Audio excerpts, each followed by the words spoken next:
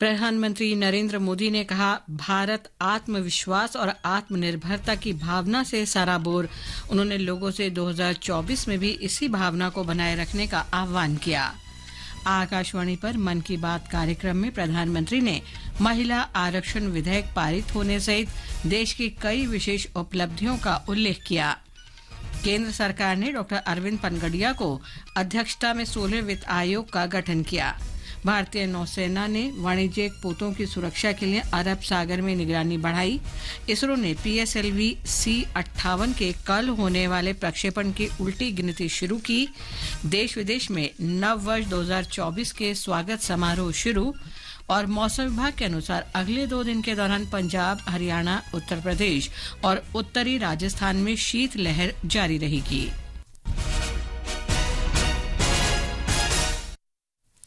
समाचार संध्या के साथ मैं लवली निगम। प्रधानमंत्री नरेंद्र मोदी ने कहा है कि आज देश का कोना कोना विकसित भारत तथा आत्मनिर्भरता की भावना के कारण आत्मविश्वास से भरा है। आकाशवाणी पर मन की बात कार्यक्रम की 108वीं कड़ी में उन्होंने देशवासियों से इस भावना को वर्ष 2024 में भी बनाए रखने की अपील की। श्री मोदी ने कहा कि 140 करोड़ भारतीयों की ताकत के बूते ही भारत ने इस वर्ष कई विशेष उपलब्धियां हासिल की हैं। इनमें बहुप्रतीक्षित नारी शक्ति वंदन विधेयक का पारित होना भी शामिल है। राष्ट्र निर्माण में जब सबका साथ होता है तभी सबका विकास भी हो पाता है। मुझे संतोष है कि संविधान निर्माताओं के उसी दूरदृष्टि का पालन करते हुए अब भारत के संसद ने नारी शक्ति वंदन अधिनियम को पास किया है। नारी शक्ति वंदन अधिनियम हमारे लोकतंत्र की संकल्प शक्ति का उदाहरण है। ये विकसित भारत के हमारे संकल्प को गति देने के लिए भी उतना ही सहायक होगा। शारीरिक और मानसिक स्वास्थ्य के महत्व का उल्लेख करते हुए प्रधानमंत्री ने कहा कि विकसित भारत का सबसे अधिक लाभ युवाओं को ही होगा, लेकिन युवाओं को इसका लाभ तब ज्यादा होगा जब वे फिट होंगे।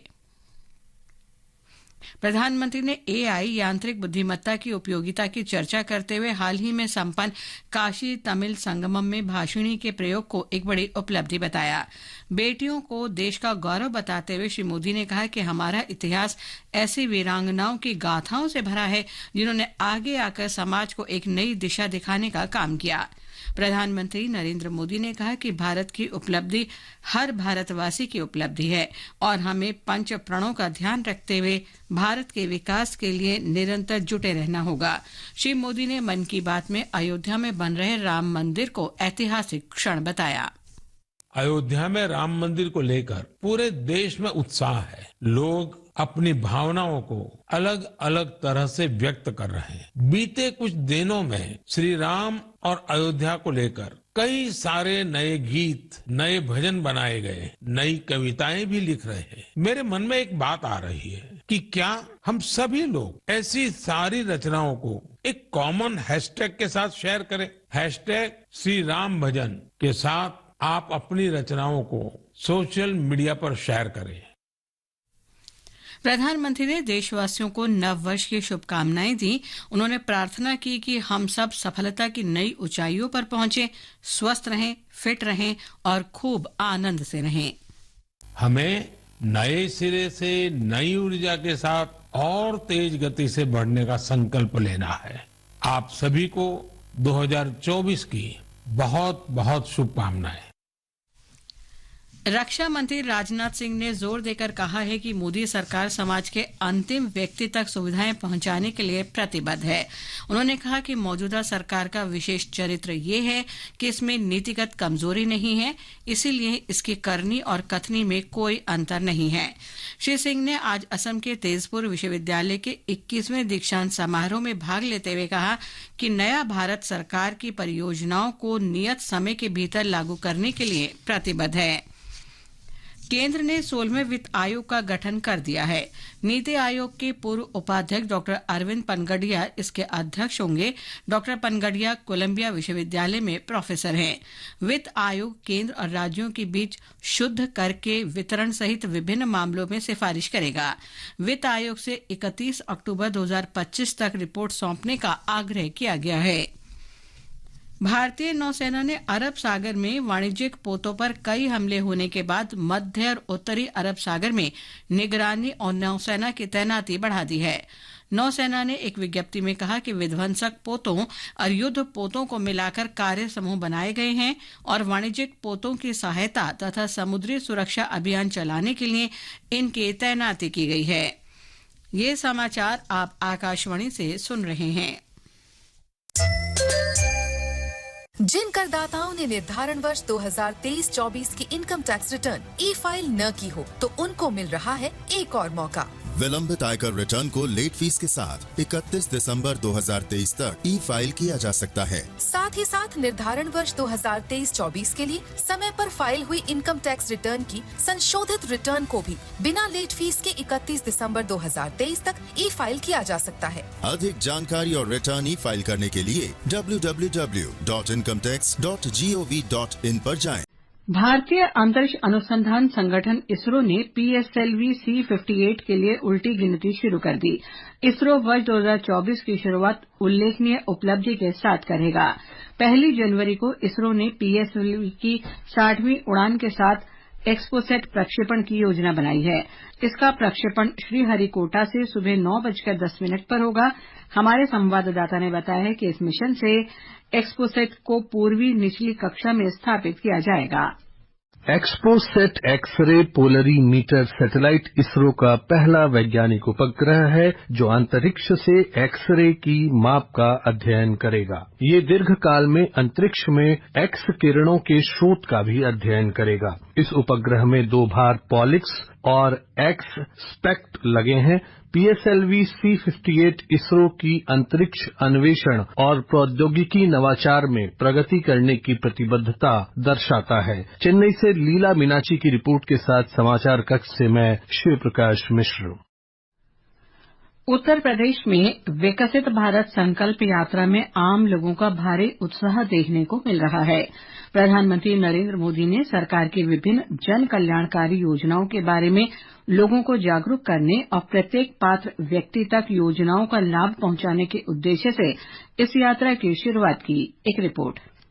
बरेली के लोगों में विकसित भारत संकल्प यात्रा को लेकर काफी उत्साह देखने को मिल रहा है। यह यात्रा जनपद की सभी 1188 ग्राम पंचायतों में 26 जनवरी तक पहुंचेगी। अभी तक जनपद की करीब 350 ग्राम पंचायतों में यात्रा पहुंच चुकी है। बरेली महानगर के निवासी मोहम्मद इस्लाम सुल्तानी ने प्रधानमंत्री का आभार जताते हुए कहा कि उन्हें प्रधानमंत्री आवास योजना के तहत आवास मिला है। मुझे प्रधानमंत्री आवास मिला था और अब से पहले जब माननीय प्रधानमंत्री मोदी जी की सरकार नहीं थी तो मेरे पास एक खपड़ैल थी। आज जब हमारे प्रधानमंत्री ने प्रधानमंत्री आवास योजना लाए तो हमारा एक सर्वे हुआ और उसमें हमको प्रधानमंत्री आवास मिला।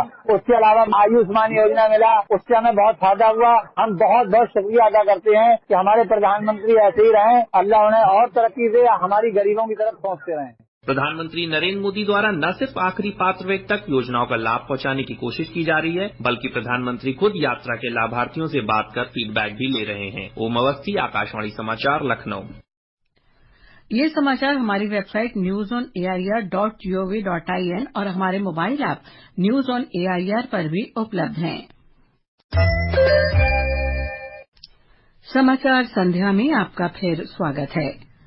मौसम विभाग ने कहा है कि अगले 2 दिन उत्तर पश्चिम और मध्य भारत के मैदानी इलाकों में घना कोहरा छाया रहेगा। विभाग ने 2 दिनों में उत्तरी राजस्थान, उत्तर प्रदेश, हरियाणा और पंजाब के कुछ क्षेत्रों में शीतलहर जारी रहने का अनुमान व्यक्त किया है।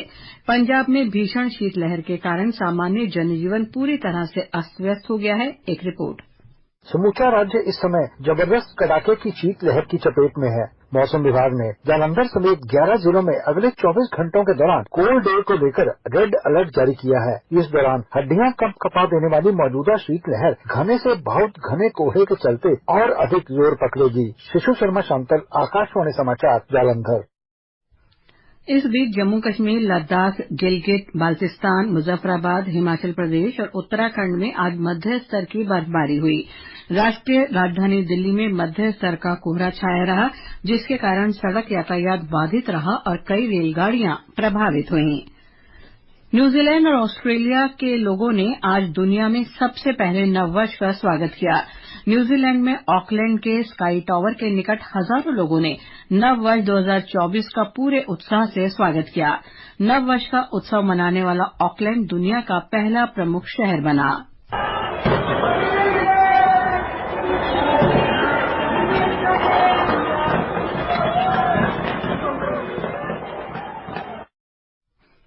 ऑस्ट्रेलिया के सिडनी में बड़ी संख्या में लोग विश्व की सबसे शानदार आतिशबाजी देखने के लिए एकत्रित हैं। इधर भारत में भी सभी प्रमुख शहरों और कस्बों में लोग आनंद और उत्साह के साथ नव वर्ष का स्वागत करने के लिए तैयार हैं।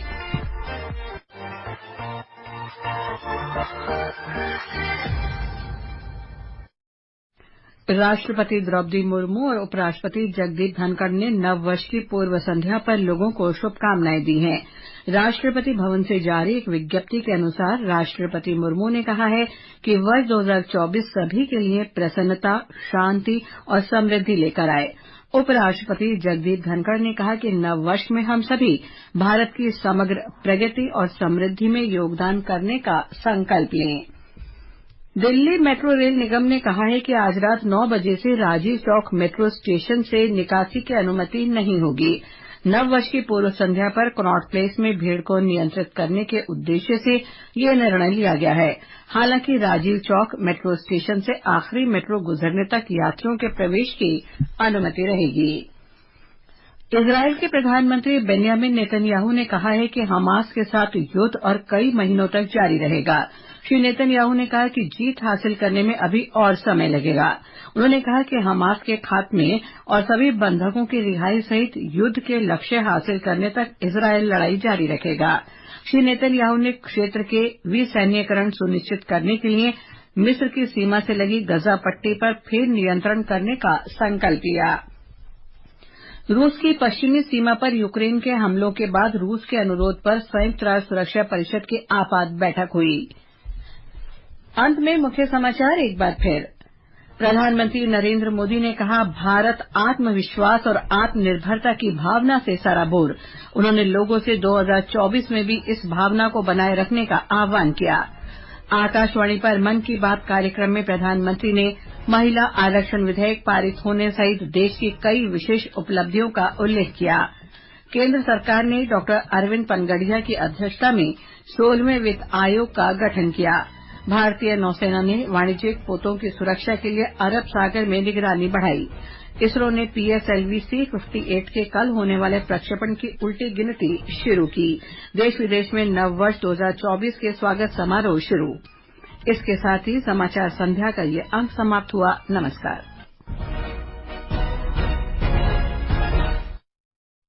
विकसित भारत संकल्प यात्रा एक तरह से देश के गरीबों को, देश की माताओं बहनों को, देश के नौजवानों को, देश के किसानों को मोदी की गारंटी है। मोदी सरकार की गारंटी, सबको मिलेगा अपना पक्का घर, कोई नहीं रहेगा भूखा, हर गरीब का मुफ्त इलाज, हर घर पहुंचेगा नल से जल, महिलाओं के लिए धुआं मुक्त रसोई, किसानों को हर साल 6,000 रुपए। विकसित भारत के संकल्प की सिद्धि की दिशा में 4 करोड़ पक्के घरों से हुआ सपना साकार। हर महीने 80 करोड़ लोगों को मिल रहा मुफ्त राशन, 10 करोड़ उज्ज्वला कनेक्शन, 13 करोड़ से ज्यादा घरों को नल से जल, 55 करोड़ लोगों को 5 लाख रुपए तक का मुफ्त इलाज। विकसित भारत संकल्प यात्रा देश में 2,60,000 ग्राम पंचायतों और 4,000 से अधिक शहरी स्थानीय निकायों तक पहुंच रही है। आप भी इससे जुड़ सकते हैं।